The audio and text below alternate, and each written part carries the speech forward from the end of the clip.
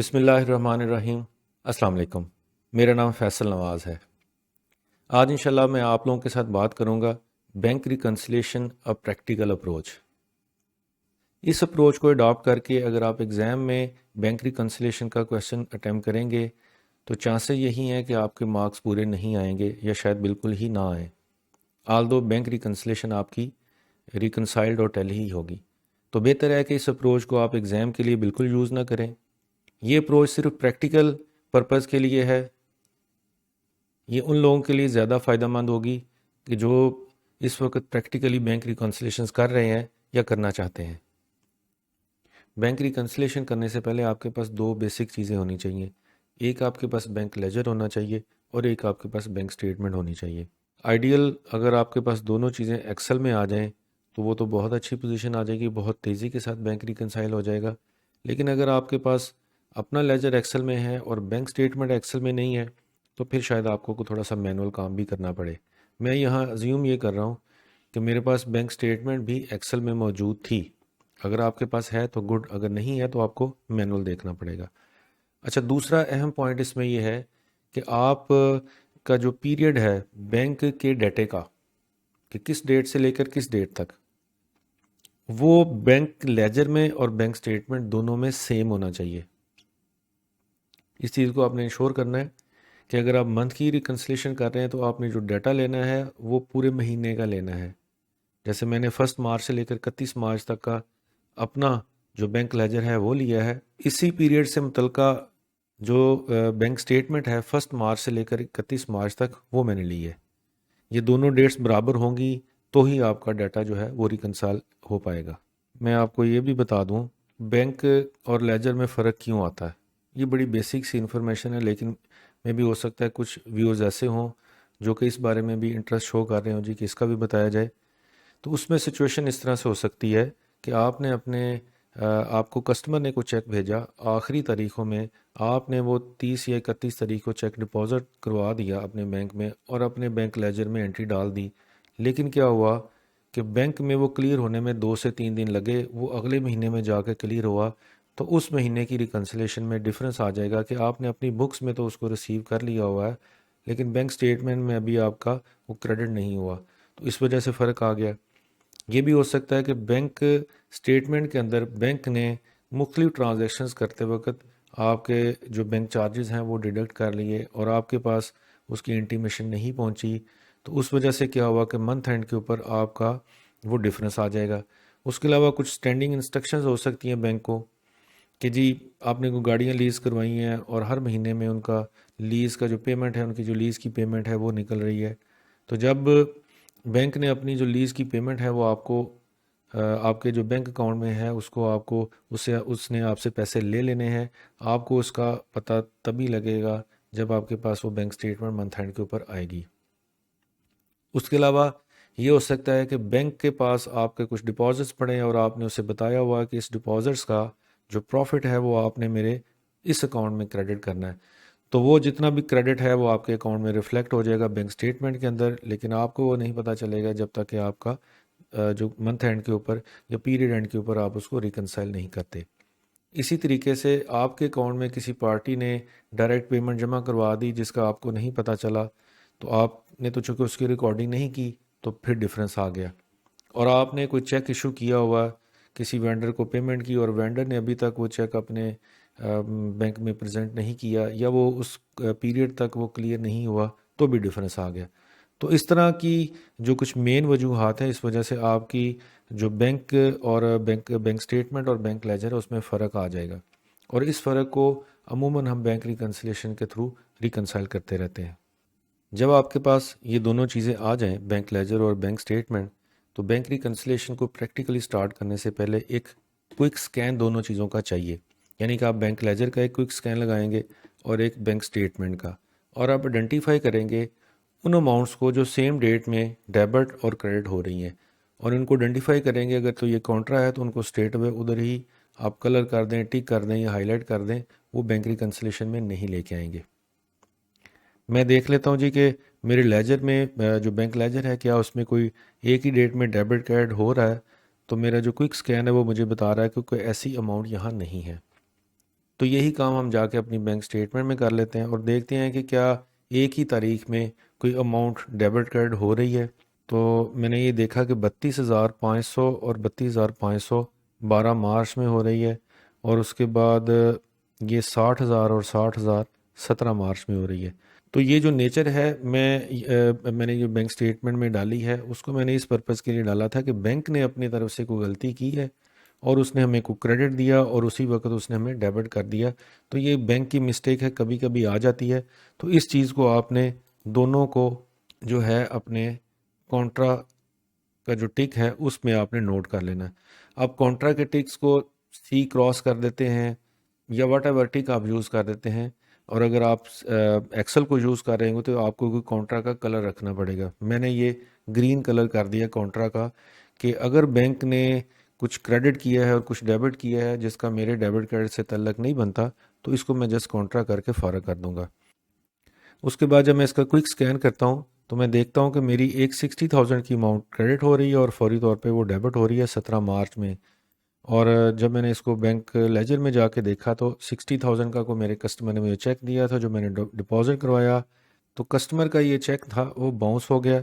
इसको भी मैं कॉन्ट्रा ही तस्वर करता हूँ कि बैंक ने मुझे उसी डेट में डेबिट किया और उसी डेट में मुझे क्रेडिट कर दिया, इफेक्ट नील हो गया, चेक बाउंस हो गया था। तो इसको मैंने हाईलाइट कर दिया। अब ये जो कॉन्ट्रा चीज़ें थी ये मैं अपनी बैंक रिकन्सिलेशन में लेके नहीं आऊँगा।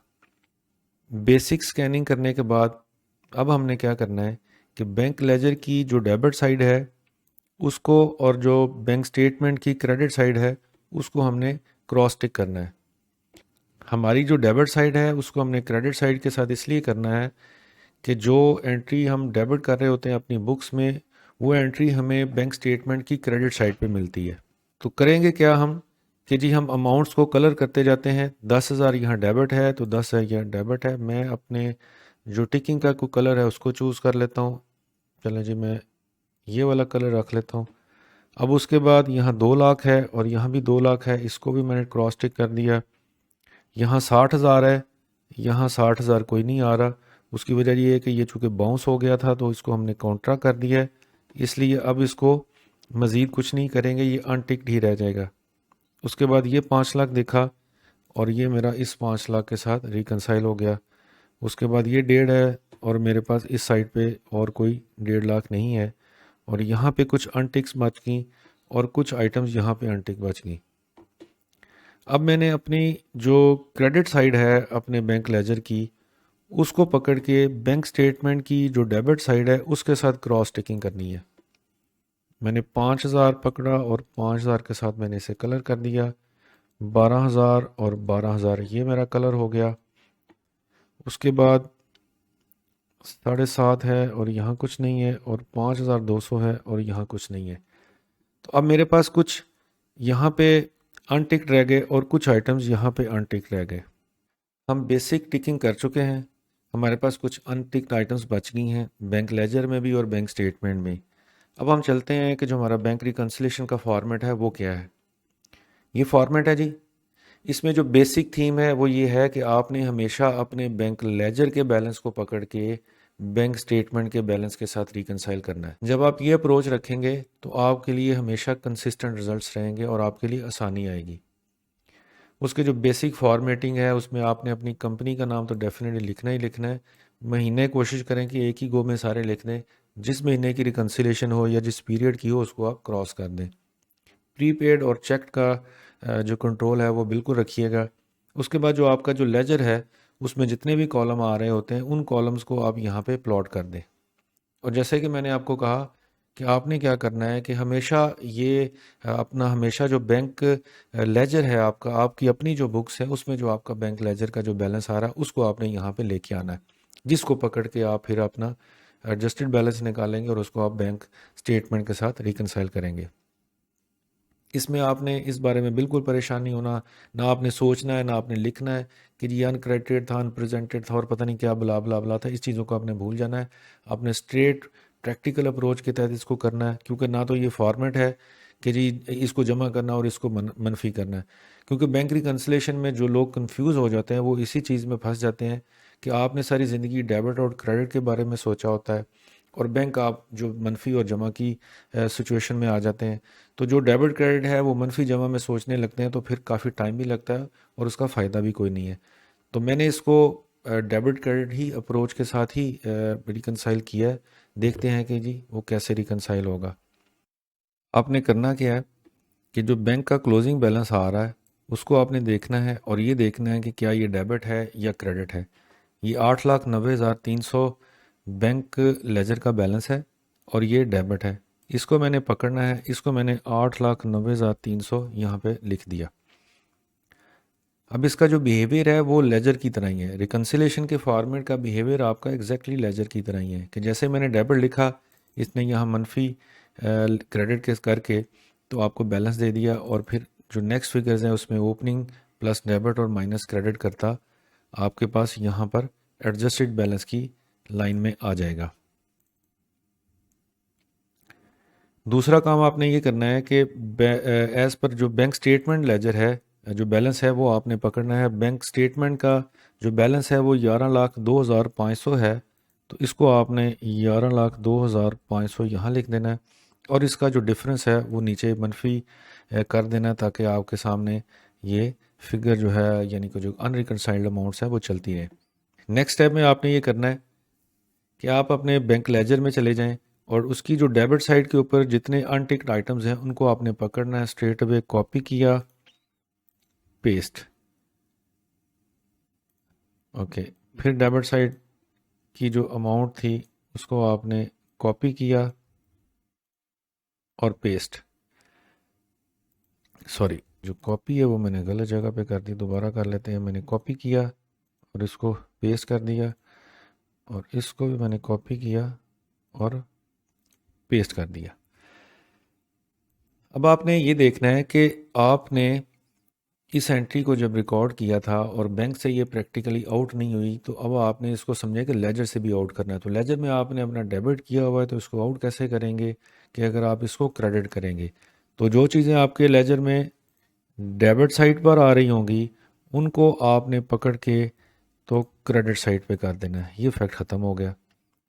उसके बाद आपने देखना है कि आपकी जो क्रेडिट साइड है उसमें कितनी एंट्रीज आ रही हैं, उनको आपने कॉपी किया, यहाँ पेस्ट किया, अगेन ये कॉपी किया और यहाँ पेस्ट कर दिया। अब आपने चूंकि इनको ओरिजिनली क्रेडिट किया हुआ था, अनरिकनसाइल्ड अनटिक्ड आइटम है, तो रिकन्सिलेशन में इनको पकड़ के आपने डेबिट कर देना, उलट कर देना। ठीक हो गया जी। अब वापस आ जाते हैं। बैंक स्टेटमेंट में आपने जो डेबिट साइड की अनटिक्ड आइटम्स हैं उनको भी इसी तरह से पकड़ना है। ये 500 रुपया आपका बैंक स्टेटमेंट में अनटिक्ड डेबिट पड़ा हुआ है जो कि बैंक चार्जेस थे। तो आपने सोचना ये है कि अगर इसकी नॉर्मल रिकॉर्डिंग में अपनी जो बैंक लेजर है उसमें करता तो मैं क्या करता, आप इसको क्रेडिट करते।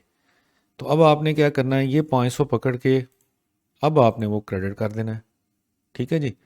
और उसके बाद आपने इसकी जो डेट और डिस्क्रिप्शन है उसको आपने लाजमी कॉपी पेस्ट लेके चलना है, क्योंकि बाज़ात कुछ अनरिकनसाइल्ड अनटिक्ड आइटम्स नेक्स्ट मंथ में या अगले 1-2 महीनों में भी क्लियर नहीं होती।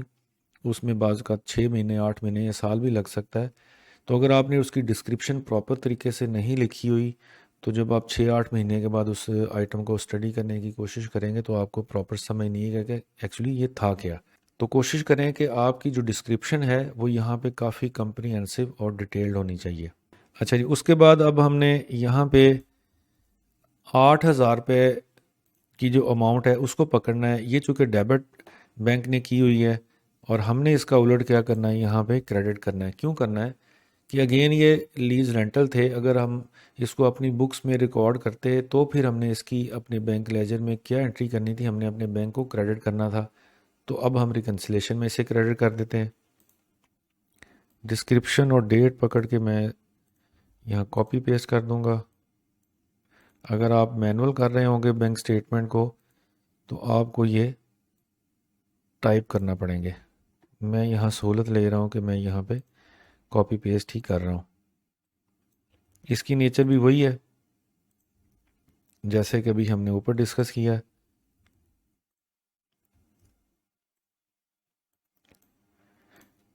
उसके बाद आपने बैंक स्टेटमेंट की क्रेडिट साइड पर आ जाना है और यहाँ पे जो अमाउंट्स हैं इनको पहले इकट्ठा ही लिख लें जी।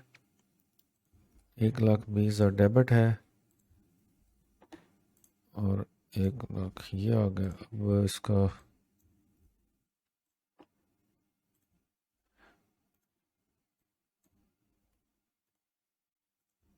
ये कर दी। अब मैंने इसको यहाँ डेबिट क्यों किया? मैंने इसलिए डेबिट किया कि ये प्रॉफिट थे। प्रॉफिट की एंट्री अगर मैं अपने बैंक लेजर में या डिविडेंड थे अगर मैं अपने बैंक लेजर में रिकॉर्ड करता तो मैंने इसे क्या करना था कि अपने बैंक लेजर को डेबिट करना था। तो मैंने इसको अब डेबिट कर दिया। उसके बाद किसी पार्टी ने मेरे अकाउंट में डायरेक्ट पैसे लगवा दिए, अगर मुझे उसका पता चल जाता तो मैं उसको अपने जो बैंक लेजर है उसमें डेबिट करता। तो अगेन इसको मैंने यहाँ पे डेबिट कर दिया। तो क्या हुआ कि मैंने जो एक एक साइड है उसको पकड़ा और उसकी जो इन्फॉर्मेशन थी यहाँ पे प्लॉट कर दी। जब मैंने सारी इन्फॉर्मेशन प्लॉट कर दी तो आप देख सकते हैं कि मेरा जो एडजस्टेड बैलेंस है वो 11,02,500 हो चुका हुआ, जो कि एज़ पर बैंक स्टेटमेंट था और इसमें अब डिफरेंस कोई नहीं है। मुझे उम्मीद है कि आज का जो वीडियो था bank reconciliation a practical approach, इससे आपको प्रैक्टिकली बैंक को रिकन्साइल करने में काफ़ी आसानी होगी। मैंने कोशिश की है उसको पूरा एक्सप्लेन करने की। स्टिल अगर आपका कोई क्वेश्चन हो इस बारे में तो आप मुझे 0300422339 पर व्हाट्सएप भेजिएगा। कोशिश कीजिएगा कि जो व्हाट्सएप हो वो 1 से 2 मिनट का वॉइस नोट हो, टू दी पॉइंट हो और उसमें जो आपका क्वेश्चन है वो बड़ा क्लियर हो, ताकि मैं उसको 2 या 3 मिनट मैक्सिमम आपको उसका आंसर दे सकूं। थैंक यू वेरी मच जी। अल्लाह हाफिज़।